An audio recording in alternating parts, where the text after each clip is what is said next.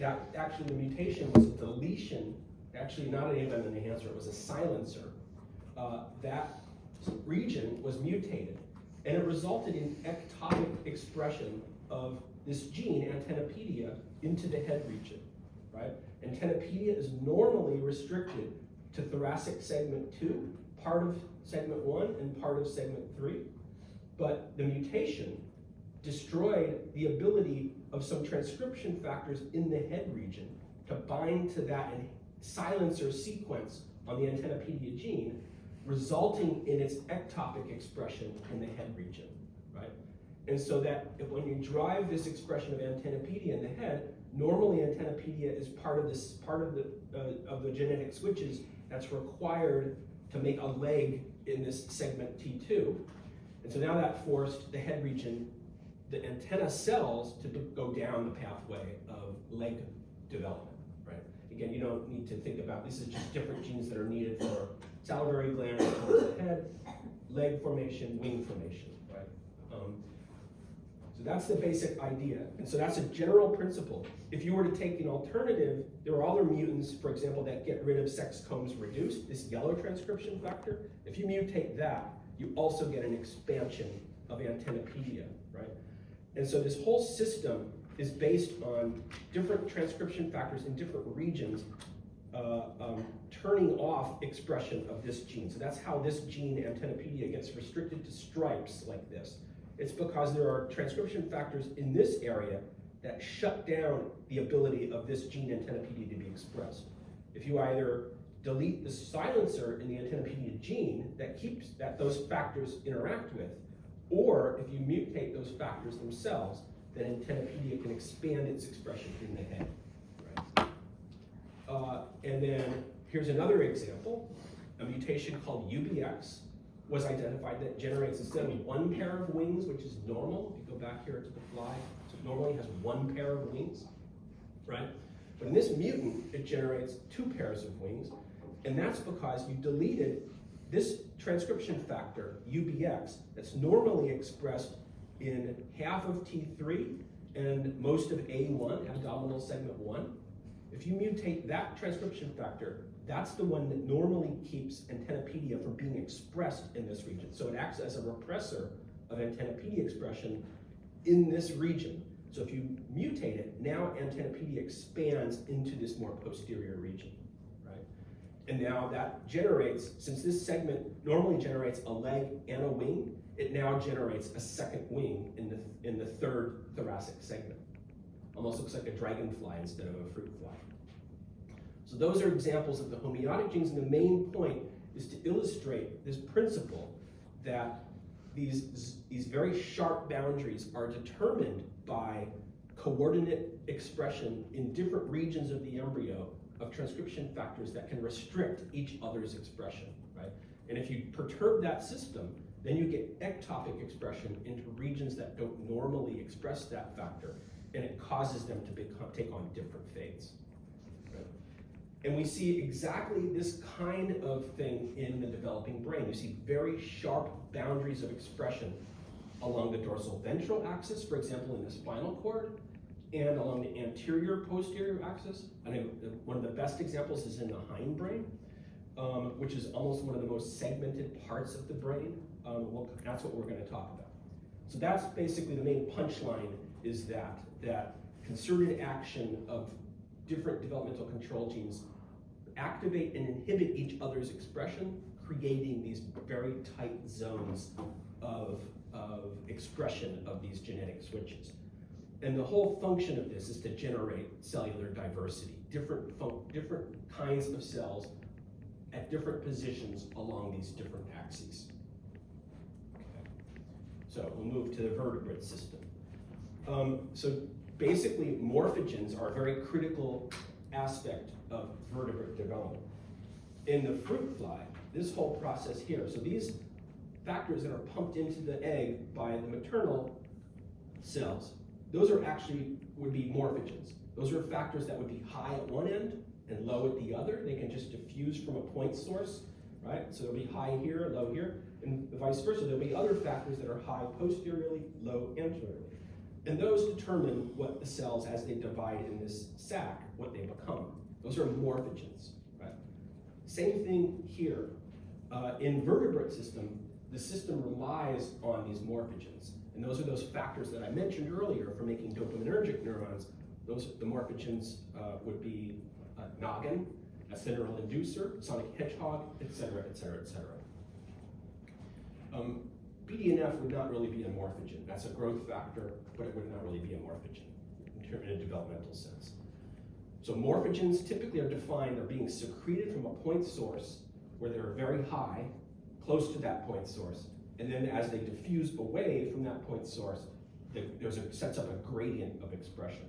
And that gradient causes different cells in the developmental field to do different things. Right? High concentrations of the morphogen will turn off certain genes and turn on others, whereas low concentrations of the morphogen will do other things. The morphogens always bind to a receptor protein, either on the surface of the cell or inside the cytoplasm. That activates a signaling cascade linked to a transcription factor, right? And those transcription factors then induce either other transcription factors or other proteins that are needed for that cell to go down a certain pathway. And then this process of segmentation or development of zones starts to occur. Basically started by the morphogens, but then these different switches get activated in different positions, and they in turn start regulating each other's expression to set up stripes and zones of expression. All right, so this is just illustrating a receptor, a morphogen binding to a receptor that activates a signaling pathway, and then a gene gets activated. It's always a transcription factor that's one of the key switches that's responding to the morphogen, right? And then that switch turns on other switches. So neural induction we'll talk about today. We'll talk about patterning and regionalization. We'll touch very briefly on neurogliogenesis, but that will be covered in greater detail by Dr. Fisher. And then these later developmental events will be described by Dr. Juntis. So neural induction. This is just to reiterate that very early cell division is true cleavage in vertebrates, right? So you have a single cell zygote. It's nothing like a fruit fly. There's no head, no tail in a mammalian egg or a mammalian zygote, right? It's completely different, that early phase of development, right? It just divides into two, and then those two divide into, become 4, and then 8 on, right? It just becomes a ball of cells. And very early on, each of these cells, right, all the way up to this stage, each of these, all the way up to the blastocyst stage, right, each of these cells here in the embryo proper is capable of giving rise to all the tissues in the body, right? There's no head, there's no tail. That starts to happen by cell-cell interactions at some point during development here, right?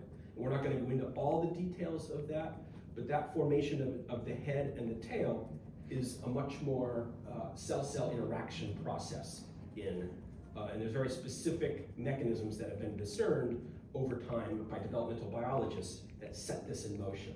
But it's not at all in the early stages like fruit fly development. It's completely different.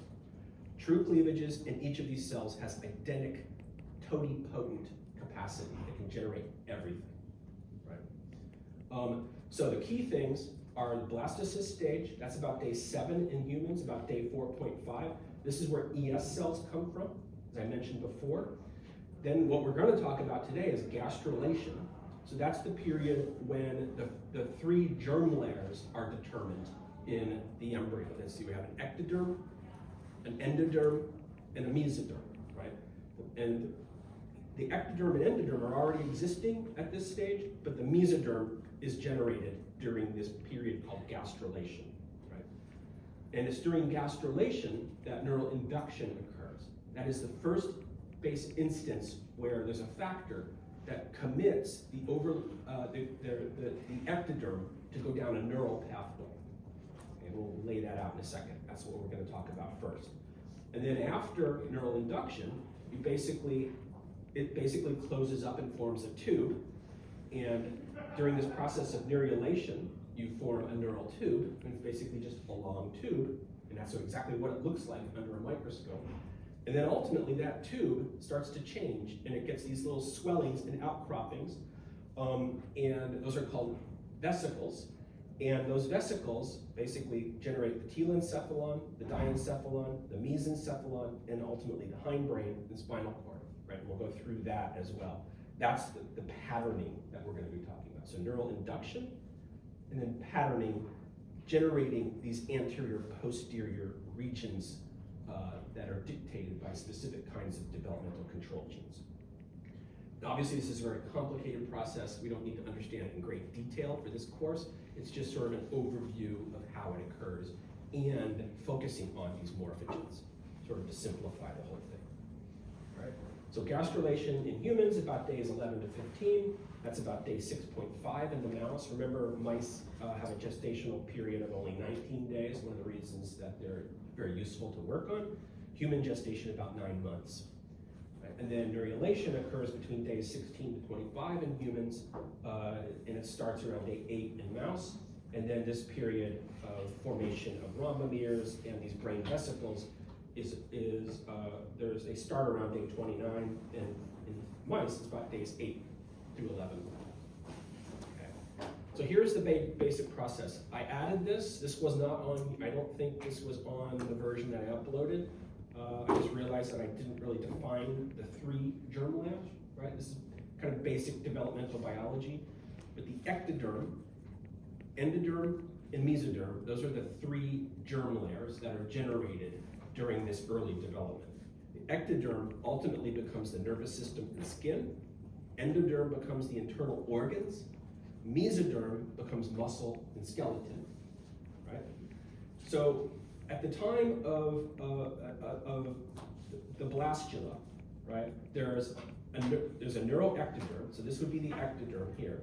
This part here would be the endoderm, that becomes the internal organs. This becomes skin and brain. And at this very early stage, during this blastocyst stage, there's this interaction between the junction between the ectoderm and the endoderm that generates what's called the mesoderm. Right? That starts being generated right here. As it's generated, it starts to grow inwards, right? So this would be dorsal, this would be ventral, right? And as this mesoderm starts to grow, it basically grows underneath the ectoderm. And that mesoderm secretes a factor that induces this overlying ectoderm to go down a neuronal pathway. So this yellow is epidermis, that's skin. The green is neural, right? And this mesoderm, as it's growing inwards, right? And you can see the different stages here. Here it's just starting, here it's growing in, and here it's completed, right? And as it grows in, it forces this neural plate to go down a neuronal pathway, right? And then the skin, ultimately, the epidermis is here. Ultimately, the epidermis will then grow over the whole thing. This whole epidermis will expand, and that will be skin covering up the entire embryo. And ultimately, at first, the brain part is exposed here on the dorsal end. And then ultimately, everything will just grow over, and you'll end up, this is what that looks like right here in this cross-section. But then ultimately, during neurulation, the whole thing closes up at the top, and you have this tube-like structure, right? And that's in cross-section, that would be the neural tube. And then this would be mesoderm, right? Along here, that generates muscle and bone. And so that's the part that looks kind of segmented along the spinal cord, the muscle and bone generated from mesoderm. Right? So this is the important part here, is the neural induction. There's a factor produced by the mesoderm. That's this dark green tissue. And that's the factor called noggin, right? Decades of research went into determining what that factor actually was that's being released from the mesoderm, right? So remember, mesoderm produces noggin, and then it's secreted, and then induces this overlying layer to become nervous tissue. And that's what's described here on this slide. So originally, when it was first being researched, people were looking for a factor, positive factor that actually was the inducer. But it turned out that it was a little bit different from that. It turns out that the default fate of the neural ectoderm is actually neural. It's not epidermal. there's this factor called BMP4, which is in the TGF beta family, right? It's a growth factor that's present everywhere in the embryo at this early stage, right? And this factor, BMP4, is just always present. It's not being secreted by any particular tissue, it's just present, and it prevents that default pathway of neural to be expressed. And instead, it forces these neural cells to take on an epidermal fate, skin, right? And so BMP4 drives this tissue towards skin. And what the mesoderm is releasing, the factor noggin, is inhibiting that BMP4. So that now the default fate of this tissue can actually be expressed, right? So it's a little bit backwards from what the expectation was in terms of how this inducer would work. It's not inducing per se, its net effect is induction, but it's inducing by inhibiting this factor BMP4, right? So it's a little bit backwards, and that's what's illustrated here. BMP4 normally subverts this default fate of this ectodermal tissue, which is neural, right? And then BMP4 forces it to go down the epidermal pathway, and then mesoderm blocks that by producing this factor noggin. So that now the neural, if you block this, now the neural fate can be expressed, right? Because you're now blocking. And so this is called vertical induction. As it turns out, not only is the default fate of this ectoderm neural, but it's anterior neural. This will, if nothing else happens, this will become forebrain, midbrain, etc., and will not be able to adopt more posterior phenotypes. And so that's where this factor comes in, which is retinoic acid. It's another morphogen that seems to control the development of more posterior fates than just the anterior neural. Right? So again, I'm just going to reiterate. The default fate of the ectoderm, so this is ectoderm. Remember, ectoderm can become epidermis, which is skin, or it can become neural, right? And yeah. So are chordate and noggin synonymous? They're just different. There's just different genes that encode different versions of this factor, but they all have neural inducing. So there's multiple factors expressed by different cells. Just remember noggin. Okay. Chordate in the. Yeah. Oh, I'm sorry. Yeah. Can you change that to noggin? Yeah. Go ahead. Go ahead and do that. Just remember noggin. It's easier to remember. But there are actually 3 genes, but I don't care if you remember that. So this factor, retinoic acid, is actually expressed by probably by mesoderm in the posterior region, and then it diffuses through the plane of the tissue here, right? So this is called a planar induction. So that across these 2 tissues, mesoderm, which is adjacent to ectoderm, that's called vertical induction, and then this process where the retinoic acid just diffuses through the tissue itself is called planar induction. Okay.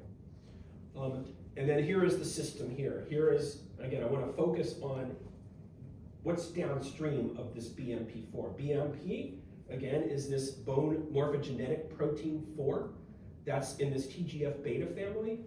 That BMP4 binds to a receptor, that's this protein here. And that receptor, when BMP4 binds to it, activates these multiple transcription factors in this SMAD family.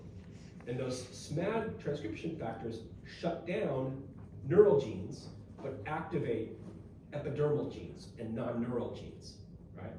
And so if noggin binds to BMP and prevents it from activating the receptor. And so noggin basically shuts down SMADs and allows neural genes now to be expressed, and it shuts down expression of the epidermal genes, right? So remember, in any of these schemes, this blunt arrow here means inhibition, whereas an arrow means activation. And that's the same back here too. Again, even though you don't need to remember this, in this hierarchy, the blunt arrows mean inhibitor, the arrow means activator. That's generally how these schemes are drawn. All right, so going back here.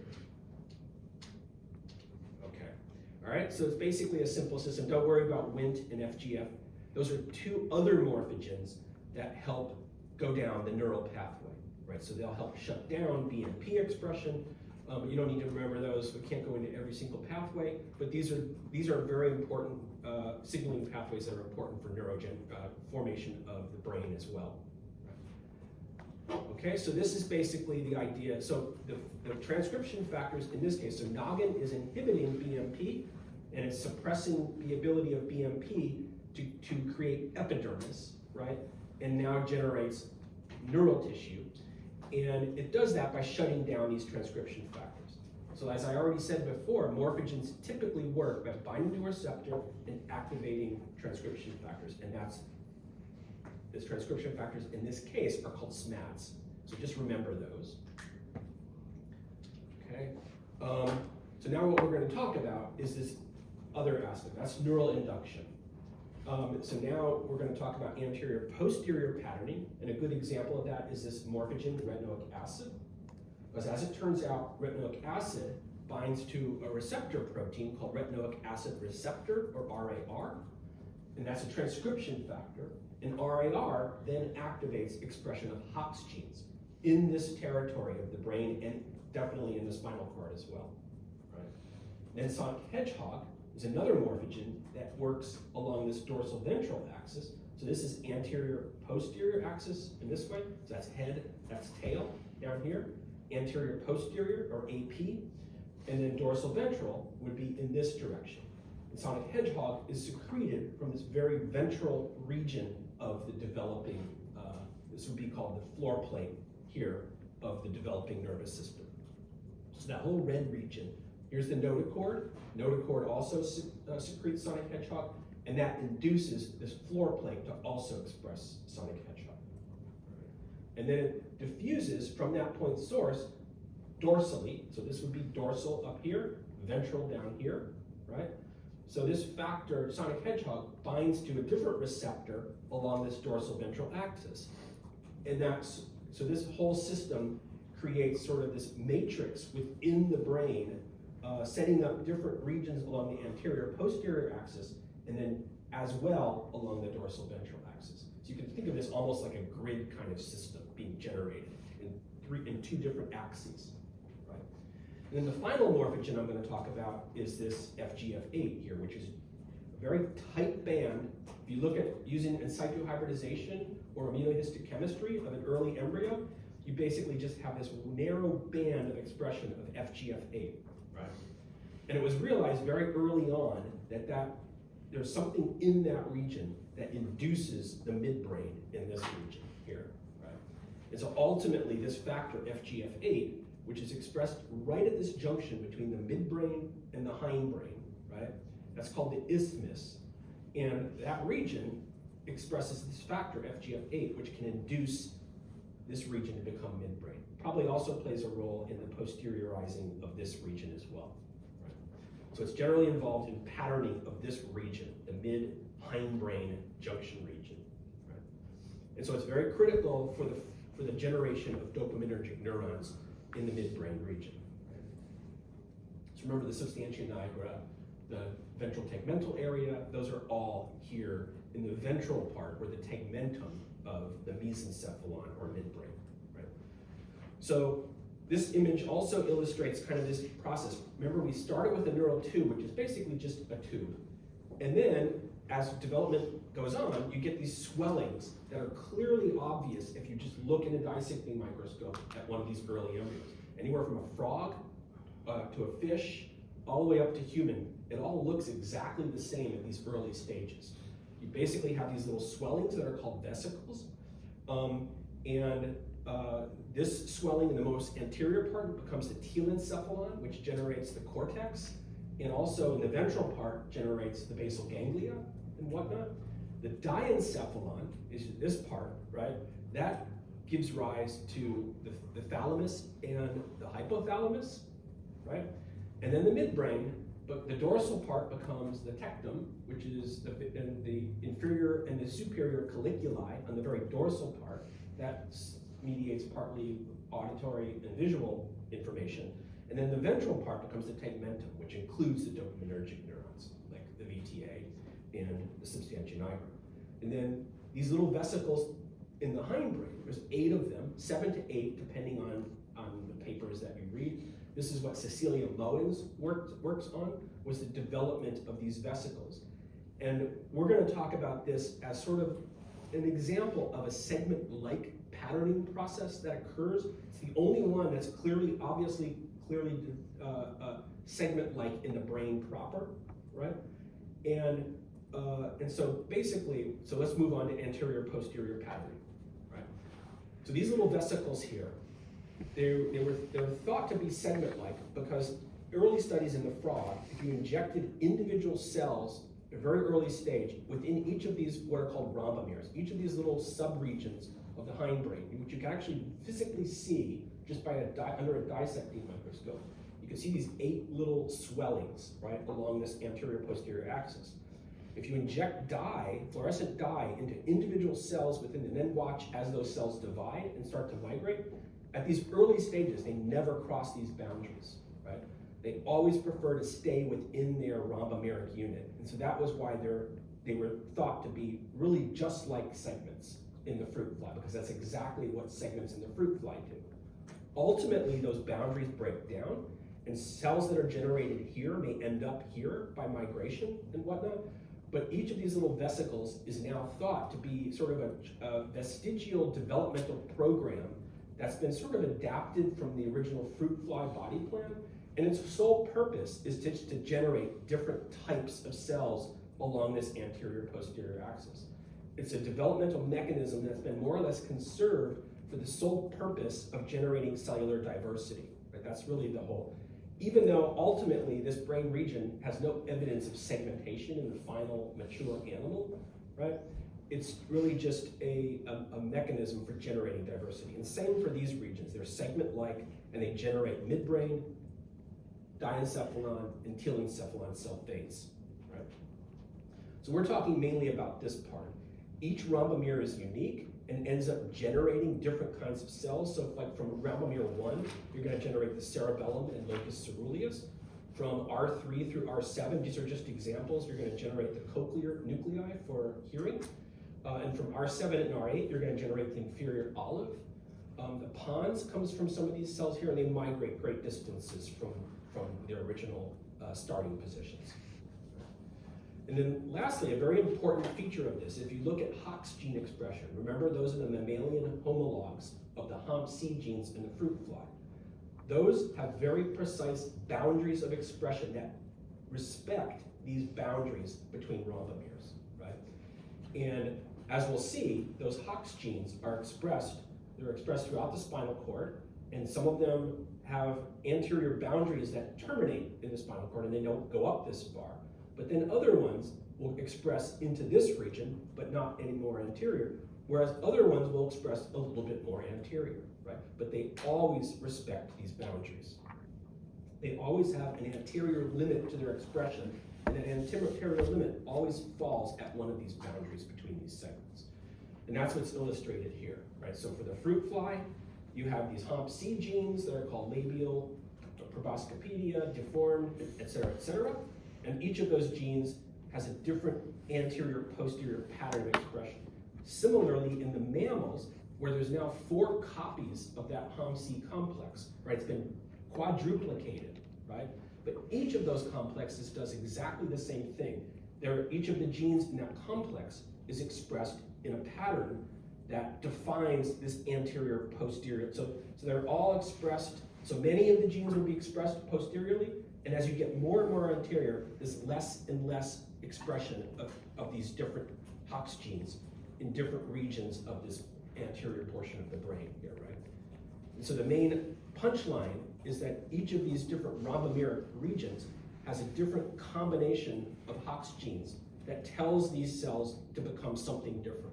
The Hox genes are switches, they're transcription factors, and so it's this thought to be this combinatorial mechanism whereby different combinations of Hox genes tell each of these segments, quote, unquote, to become certain kinds of cells, right? And this is where retinoic acid comes in, because retinoic acid binds to a retinoic acid receptor, which is a transcription factor that binds and activates the Hox genes, right? And so this is what's shown here. the retinoic acid is expressed somewhere by mesodermal cells in this more posterior region. And then it's diffusing away from that point source. And then so it's higher here and lower here. And those different concentrations of retinoic acid activate retinoic acid receptor. And then in those different regions then, in a complex way, that activates different HOX genes in these different subregions. So that's basically the main punchline here. This is just to illustrate that here's a HOX gene, here's one called HOXB. So the 4 complexes in the mammals are called HOXA, HOXB, HOXC, HOXD. Each one of those has about 9 to 10 genes within each complex, and each of them behaves in a similar way. So this is just illustrating the HOXB1 gene, and these little blue circles are enhancer regions for the retinoic acid receptor. So RARE means retinoic acid receptor element. So those are the enhancer regions of this gene that lie upstream and downstream of the HOXB1 gene. That's all I want you to remember, is that HOX genes are being activated by the retinoic acid receptor, right? Which is being activated by retinoic acid, right? And that turns on the promoter of these HOX genes. That's all basically the point of this. The other thing is that HOX genes cross-regulate each other. They cross-inhibit each other's expression. So that helps set up these sharp boundaries, because some of the HOX genes in this region will turn off expression of some of these other HOX genes. So that sets up these very sharp boundaries of expression. Right? Okay. And then the last thing I want you to remember, and this ties into the study that Cecilia Moens did, and that I'm going to talk about in a minute. HOX proteins, again, there's many of them. So there's so many HOX genes. So there's 9 or 10 genes in each of those HOX A, B, C, and D complex. And for HOX genes to work, they form heterodimers with these other genes called PBX. And there's only 2 or 3 of them depending on the species, vertebrate species. So HOX genes have to form heterodimers with this other protein called PBX, right? And so what Cecilia Moens did, since there's 40 or 50 different HOX genes, it's hard to knock out all of them, right? So if you want to look at the function of HOX genes, if you knock out just one, in mammals there's so many, and even in zebrafish there's so many HOX genes, you knock out one, it has hardly any effect. It's not like in the fruit fly, where you knock one out and a leg grows out of the head. It's not like that. There's so many genes that kind of help each other. There's basically this fail-safe mechanism. So rather than knocking out all the HOX genes, if you knock out the 2 PBX genes, you lose all HOX gene function, because the HOX proteins, whenever they are activating downstream genes, right, they're transcription factors. So HOX proteins bind to enhancers, right, and turn on those genes. But they need PBX proteins to form a complex with in order to activate expression. So if you knock out just those 2 PBX genes, you can get rid of all HOX gene function, and that's what Cecilia Moens did. I'll come back to that in a moment. So the other thing that I want to talk about is this idea of this principle of collinearity again. It's kind of one of those highly conserved things. Again, so it must be important, even though we don't know necessarily exactly how it works. So that's this fact. So here is the HOMC locus in the fruit fly. Remember I said that this is the 5' end of the complex, so each of these genes, here's that little arrow that's indicating the start of transcription. So each of these genes, promoter is on the right, and the downstream part of the gene, the 3' end, is on the left, right? So they're all being transcribed in that direction, 5' to 3', right?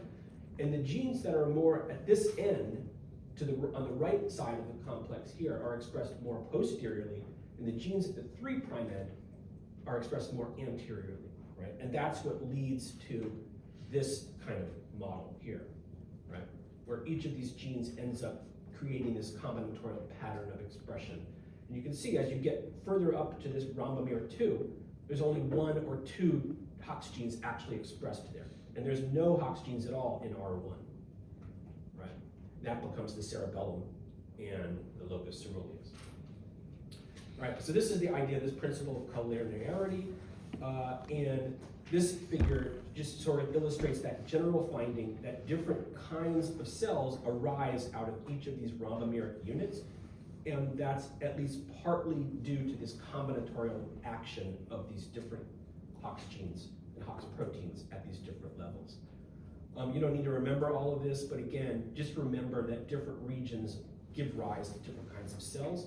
There's also other aspects, so that the even number R2, R4, R6, those are the exit points for these branchiomotor nerves. For example, the trigeminal nerve, these are the motor components, the facial nerve, cranial nerve 7, and the glossopharyngeal, cranial nerve 9.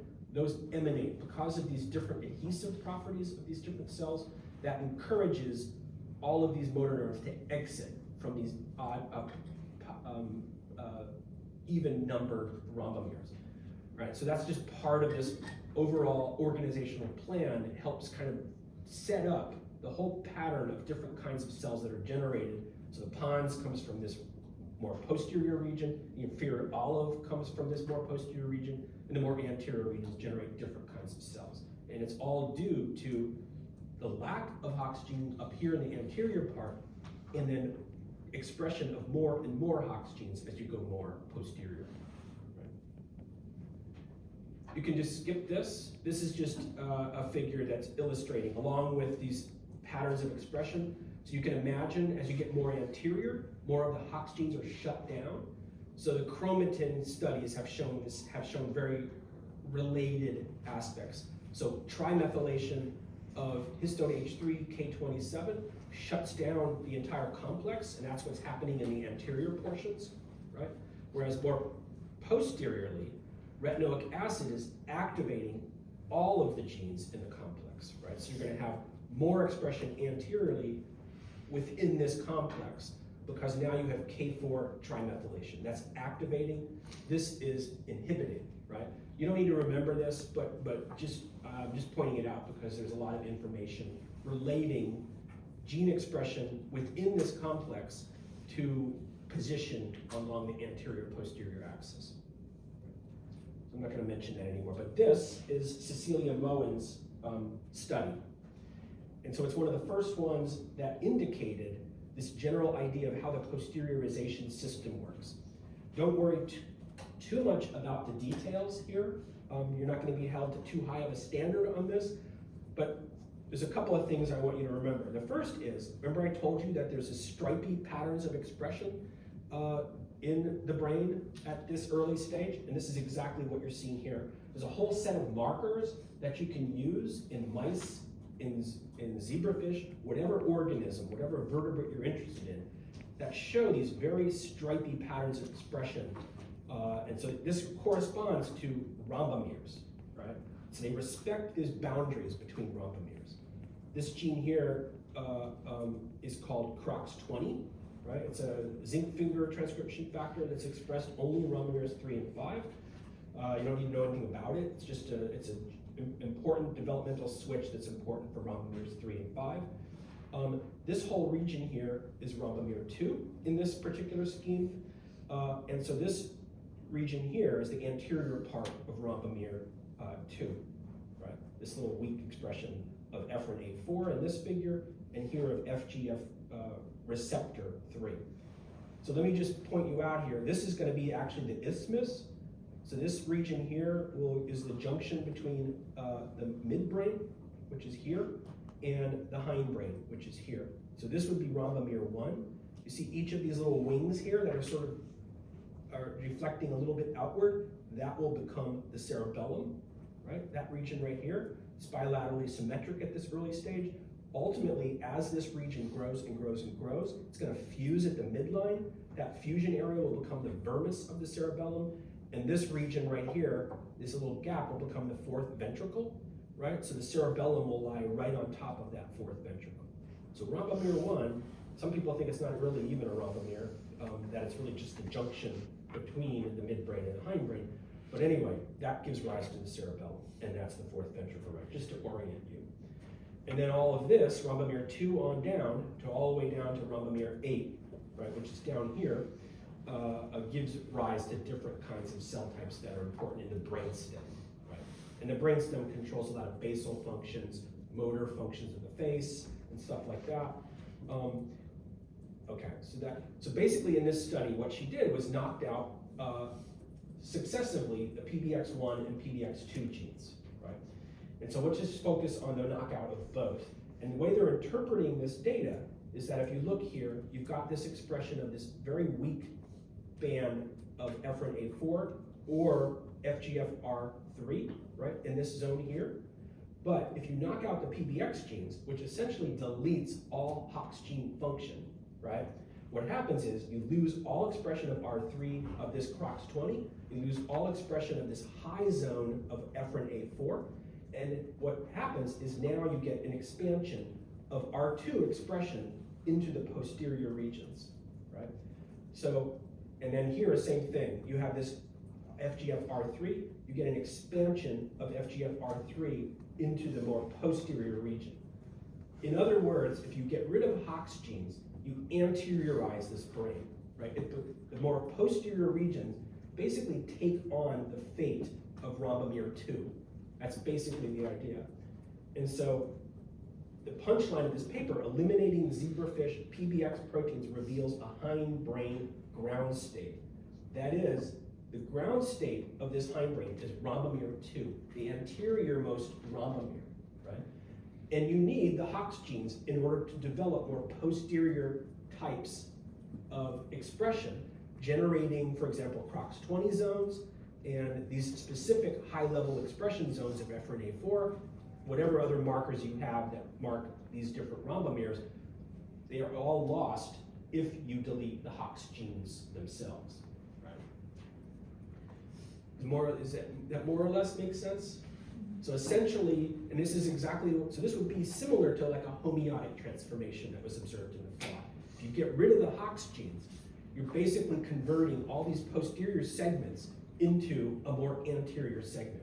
And morphologically, if you look at other figures in this paper, they show exactly that. They show the different neurons, like for example, the vagal nerve, it's completely gone, right, in this, which is generated down here. It's completely gone in this animal, replaced by cells that are only generated for rhombomer 2, right? It's a very, very powerful paper in terms of the markers that they were able to use in order to show on many levels that what's happened here is that you've anteriorized the hindbrain, right? And this is just a model. This is just showing the main thing that you need to know. Forget all of this. This is just sort of how Hox genes can control the expression of other genes that lay down different fates. But the only thing you really need to know is this schematic that it's converted R2, all of these different rhombomers in the mutant, PBX minus mutants basically take on the fate of R2. This is basically the punchline right here. Just ignore all of that. So all rhombomers take on the fate of R2 in the absence of Hox gene function. So Hox gene function is posteriorization. Take them away, and you anteriorize the hindbrain. Similarly, other researchers, including Cecilia Moen, she's done similar experiments using genetics in the fruit fly. But this is an old experiment in Xenopus, in the frog, right? Frog, you can just take and put it in a vat of water, and it'll put the eggs, the fertilized eggs, and they'll develop in just a little beaker of water. And then you can add blockers of anything and watch what happens to the development of the frog. So if you put an antagonist of the retinoic acid receptor, right, into the medium, you're blocking retinoic acid, and what they observed, here's a marker, an adhesive marker. It's one of the Ephrin genes, right? So this is one of the Ephrin genes, and it's typically expressed in rhombomeres 3 and 4 in the hindbrain. But if you block the retinoic acid receptor using this antagonist called BMS 493, essentially what happens is you get an expansion of the anterior markers R3 and R4 into the more posterior region. So again, if you just like knocking out Hox genes by removing PBX proteins, if you block retinoic acid receptor, you also anteriorize the hindbrain, right? And that's because the retinoic acid receptor protein is a transcription factor that activates the Hox genes, right? So you can either knock out Hox genes, or you can block the retinoic acid receptor, and both of those, either one, will result in this anteriorization. Cecilia Moens went on to do other experiments, for example, in the zebrafish, where if you overexpress retinoic acid, you get the opposite. You get more anterior expression of posterior markers. So if you have too much retinoic acid, you over-posteriorize the hindbrain by converting more anterior regions and forcing them to express more posterior markers. Does that make sense? So the overall punchline here is that retinoic acid acts to posteriorize the hindbrain, right? If you block retinoic acid, you anteriorize it, or if you block and remove Hox genes, you also anteriorize it, right? Okay, and that's basically all summarized here. So any questions about that? Because I'm going to move on to dorsal ventral patterning now. Very similar process. It's just now exerted along the dorsal ventral axis. And we're going to use the spinal cord, since it was really worked out by Tom Jessel in the spinal cord. We're going to focus on that for now. So here is the system. This is just the ventral part of the spinal cord. This is the motor pool. And up here would be the sensory pool, right? So the dorsal part of the spinal cord. We're just focusing on the ventral part that generates motor neurons and whatnot. Okay. So here's the notochord, and here's the floor plate of the developing neural tube, right? The floor plate secretes sonic hedgehog, which is a protein that's an extra it's a protein that's secreted from these floor plate cells. And then it diffuses. It's high where it's close to the point source and much lower away from the point source. So it's a gradient of sonic hedgehog. And that induces these zones to form along this dorsal ventral axis. And ultimately, these different zones give rise to either various types of interneurons, right, for V0, V1, V2, or motor neurons from this region called the SMN for motor neuron, right? And then this more ventral region, V3, which also generates some kinds of commissural and interneurons, right? So how does sonic hedgehog do this? First of all, there's a signaling pathway. You don't need to remember the details of this. All you do need to remember is that there's a receptor called patched, right? It's on the cell surface. It involves a cilium, but I don't care if you remember that or not. If you want to read about this, it's actually a really interesting pathway. But in the absence of sonic hedgehog, patched basically inhibits and causes the degradation of this transcription factor called GLI. And GLI, in this case, is the downstream transcription factor. Remember, morphogens typically act through a receptor, and that receptor typically activates some transcription factor. That's how morphogens work. They turn on transcription factors that then turn on other genes. That makes these cells do something, right? Become something. So in the presence of sonic hedgehog, you block patch's ability to cause degradation of GLI, and now in the presence of sonic hedgehog, patch function is suppressed, and GLI is now happy, remains full length, and now GLI can get into the nucleus, moves into the nucleus in its active form, and then it can turn on genes. It can turn on its own receptor. It can also turn on other GLI, but now it also can turn on what are called patterning genes, transcription factors like NKX 2.2. These are other homeodomain proteins encoded by different genes from the Hox genes.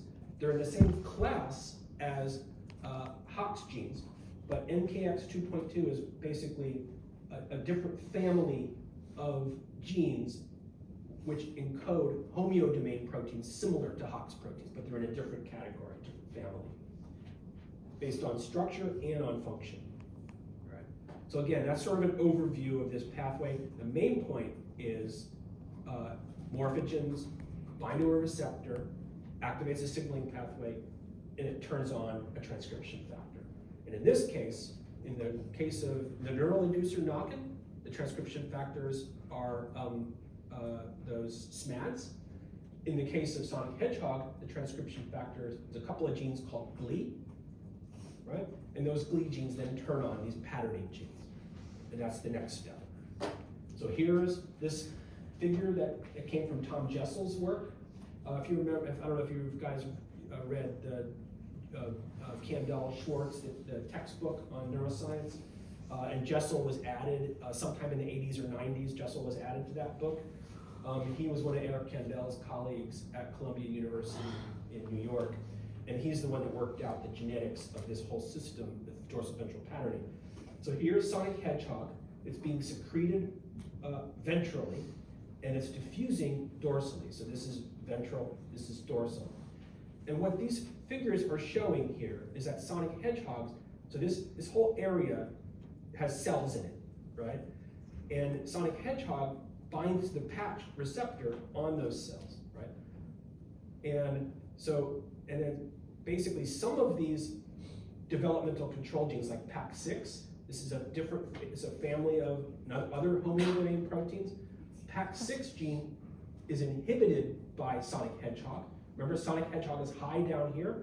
That turns off PAC6 in this region. So that's these so-called class 1 genes. I don't care if you remember class 1, class 2, but essentially Sonic Hedgehog affects different genes in different ways. Some of these genes called class 2 get activated by Sonic Hedgehog. Other genes are inhibited by Sonic Hedgehog. So for example, PAC6 is a class 1. Its expression begins, but then it's repressed by high levels of Sonic Hedgehog in the ventral region, right? So that sets up high expression of PAC6 dorsally and low expression ventrally, whereas NKX 2.2 is the opposite. NKX 2.2 is activated by Sonic Hedgehog. So wherever Sonic Hedgehog is high, NKX 2.2 is high. And then where Sonic Hedgehog is low, NKX 2.2 can't be activated, right? And that's the same for these other developmental control genes. So just the whole point here though is that each of these different, so there's 4 developmental control genes being described here. They're all being expressed in different cells within this region, right? Even though they're shown on separate panels here, the idea is that each of these different transcription factors has a zone of expression that's different from all of the other ones. Some of them are more dorsal, some of them are more ventral, right? And eventually what happens is, as development goes on, each of these genes then downregulates or inhibits the expression of the other genes in its territory, right?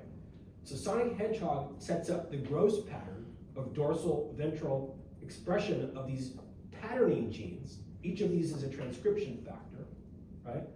And then each of the transcription factors cross-regulates each other's expression so that you form these very tight bands of expression. If you do in situ hybridization, in a cross-section of the spinal cord at this stage, you're going to see these very zonal boundaries of expression of each of these transcription factors. Right? And then what's shown here is that ultimately, as a result of the combinations of expression of these different genes, for example, this P3 territory is going to be basically characterized by a co-expression of NKX 2.2 and NKX 6.1. Right? That's going to generate this zone. The colors of these regions don't have anything to do with these transcription factors. They're just indicating different zones that get set up for the generation of different types of cells. Right? So this region was due to coordinate expression of NKX 2.2 and 6.1. This region similarly, so there's going to be other factors here. It's more complicated than this. There's not just these 4, but there's other ones as well. This is just simplifying it. So anyway, but again, what's happening here is that discrete zones of combinatorial expression of these different factors ends up generating these different anterior-posterior regions that have very tight boundaries and that generate different kinds of cells along the dorsal ventral axis. Right? So you're going to have, layered on top of this, you're going to have anterior-posterior pattern within the spinal cord as well. So you're going to generate different motor neurons along the whole anterior-posterior length of the brain, right? But this is going to be occurring in each one of those anterior-posterior regions along the spinal cord. All right, so any questions about that? Again, it's just a very similar, the whole point is sort of refinement by cross-regulatory interactions between these different transcription factors. All of these patterning genes, right, they're called patterning genes because they're important for setting up these territories that then become different kinds of neurons that are important in the spinal cord. Right? And they're all in the homeodomain family. That's a kind of transcription factor. I don't have the time to go into what distinguishes homeodomains from other transcription factors, but you can easily look it up, and I'm not going to test you on that anyways.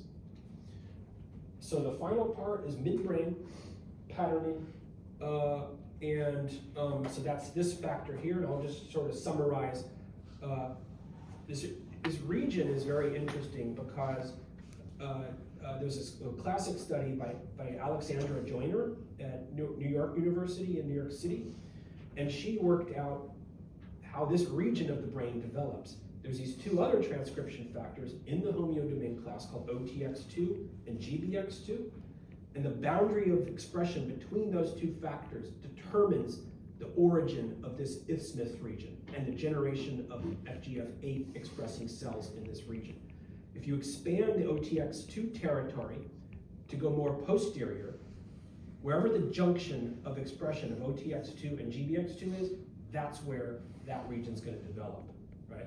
So I'm just pointing that out because this again illustrates if you change the pattern of expression of either of these markers, the junction of the expression zones between those two genes is going to determine where that midbrain junction region occurs. Right? Again, this is the fundamental pattern mechanism that was observed in fruit flies. Each of these genes in its own territory represses the expression of the other genes in its territory. Right?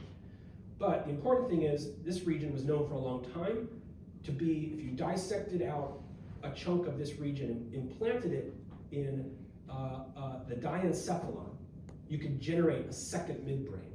So it was observed early on by developmental biologists that if you take a chunk of this tissue and implant it in the diencephalon, you can induce a second midbrain.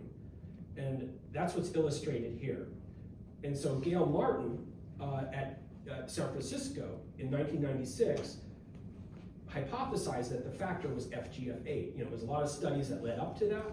And so what she did was she took beads, latex beads, soaked them with the factor FGF8, implanted them into the diencephalon, and sure enough, she got the generation of a mirror image midbrain, right?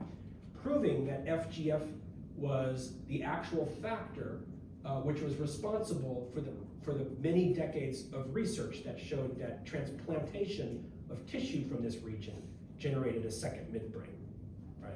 So FGF8 was shown to be the actual factor. Presumably FGF8 binds to a receptor, FGF8 receptor, I don't know what that receptor is, and then activates transcription, et cetera, but I don't know exactly what those transcription factors are. Right, so that's basically it for the morphogens and how they work. Those are basically the three morphogens that I mentioned in that how to make a dopaminergic neuron. And so now I'm just going to sort of finish with sort of a brief discussion of neurogenesis. And again, here we're talking about neurogenesis and gliogenesis within this dorsal ventral axis. So here again is that P3. Here's that PMN zone that gives rise to motor neurons. This is dorsal, this is ventral. Here's sonic hedgehog, high down here, low up here. Here's these different patterning genes, PAX6, OLIG2, NKX2.2. So OLIG2 is not mentioned in this part, but again, like I said, there's more factors than what's shown on this slide, right? That's the point. So here, each of these different dorsal ventral regions has a different patterning gene, and then they also express what's called this Hess gene, or ID gene. These are anti-neurogenic genes, right?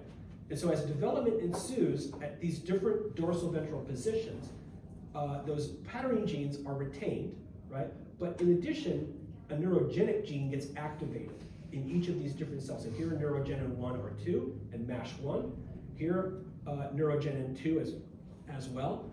Here, more ventrally, neurogenin 3 and MASH1. And so a patterning gene plus a neurogenic gene ends up resulting in a neurons being generated. Right?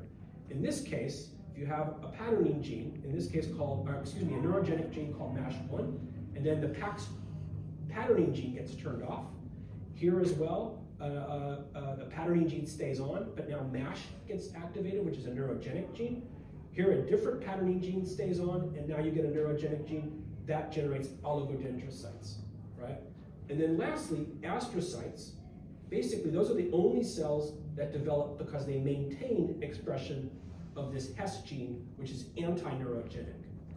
So MASH, neurogenins, etc., those are all neurogenic genes, forcing cells to go down the neuronal pathway or oligodendrocyte, right? Whereas the astrocytes basically do not express neurogenic genes, they retain expression of the anti-neurogenic genes, and that causes them to become astrocytes. And this is an oversimplified model, but essentially what it's showing is that at each of these dorsal ventral positions, you generate different kinds of neurons because of these different combinations of patterning genes and neurogenic genes, right? That's the basic punchline. And even more important than that, as a main punchline, is that basically patterning, then neurogenic genes, and then you always have a final switch that then, for example, a transcription factor that makes a motor neuron become a motor neuron. That's the final switch. So that's HB9, which is a homeodomain protein. It's also called MNX3, right? So that transcription factor is the gene that activates, for example, choline acetyltransferase, which is one of the key enzymes for making acetylcholine. If you remember, motor neurons are cholinergic, right? So they need this enzyme, choline acetyltransferase. And HB9 is the final switch of a motor neuron that makes it turn on all of the genes, for example, choline acetyltransferase. So again, this is just a summary of the idea of proneural genes and anti-neurogenic genes, et cetera, et cetera. I'm sure Dr. Fisher will go more into, probably related more to retina, though he'll probably focus on that. But he'll talk more about neurogenesis. But I want to finish with this part here, genetic switches for key brain neuronal types.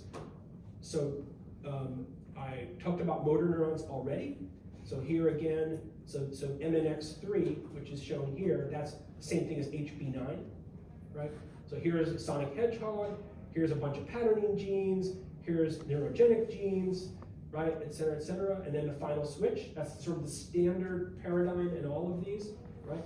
Here again, sonic hedgehog, here's a patterning gene for dopaminergic neurons, LMX1A, and that LMX1A then activates some neurogenic genes, right? Don't worry about the complex nature of this figure, but each of these different combinations of transcription factors creates different stages of development of dopaminergic neurons. Here's the final switch, so it starts with sonic hedgehog, patterning genes, neurogenic genes. The final switch in this case is Neur1, right? It's not a homeodomain protein, but it's a transcription factor. And then that one, and then this one activates tyrosine hydroxylase expression. Tyrosine hydroxylase, if you remember, it's a key enzyme that's needed to make dopamine, right? And so Neur1 is the final switch. PET1 is the final switch for serotonergic neurons. If you remember, serotonergic neurons are made in the RAF-A nuclei, and they're kind of scattered all throughout the brainstem. And so here's sonic hedgehog and FGF8. Here's patterning genes. And then here's a bunch of neurogenic genes as well. And then PET1 is the final switch. Same basic mechanism throughout all of these. Here's noradrenergic, right? There's a peripheral component of noradrenergic. Remember the fight or flight system, the sympathetic system expresses noradrenaline, right? And so that has a certain set of transcription factors.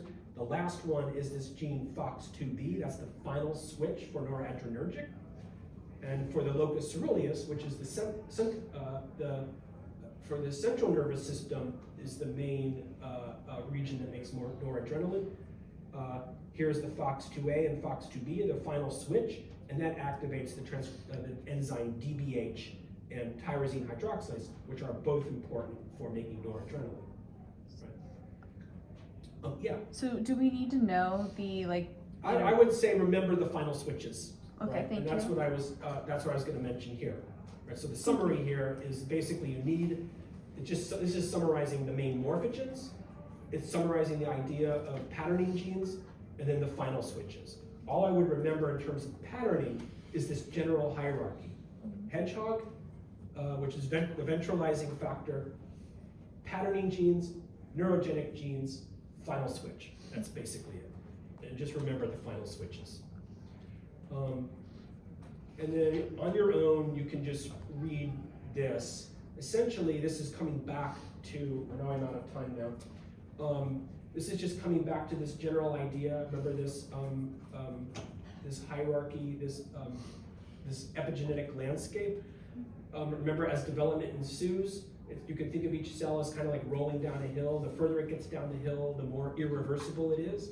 Skin cells maybe get down about halfway, so they retain some stemness. Whereas neurons, they get, once they've stopped dividing, they'll never divide again, and they'll never be able to reactivate any of these stem gene expression, right? So what the Yamanaka factors do, those are those four transcription factors. If you express those in skin cells, basically they start rolling that skin cell back up that epigenetic landscape, so it becomes a stem cell again, right? So those four Yamanaka factors create, those are what are normally expressed in the embryo at this early stem cell stage. Once those genes shut off, you no longer have stem cells. So what you're doing with Yamanaka factors is forcing that cell to roll back up that hill, right? And so that's basically, again, what IPS cells are, right? And then this, I'm coming back to this figure now. So now you can take those stem cells, and you can use noggin, sonic hedgehog, and then BDNF to sort of, and then FGF8 as well, to make these stem cells go down that pathway. You see in these paradigms here, you never generate 100% dopaminergic neurons, but you get a higher percentage if you use these specific cocktails with these different factors, right? That's the idea. And on your own, you can look over, this is basically the dopaminergic system. Substantia nigra is one of the key regions that makes dopamine, projects to the striatum, right? And in Parkinson's disease, you essentially get death of substantia nigra neurons, right? And so you can treat that by giving Parkinson's patients L-DOPA, so that increases the amount of dopamine that's able to be made in their brains. But there's been a lot of research on using stem cells, particularly IPS cells, that you can make from patients' skin cells, right? And then use those to try to repopulate the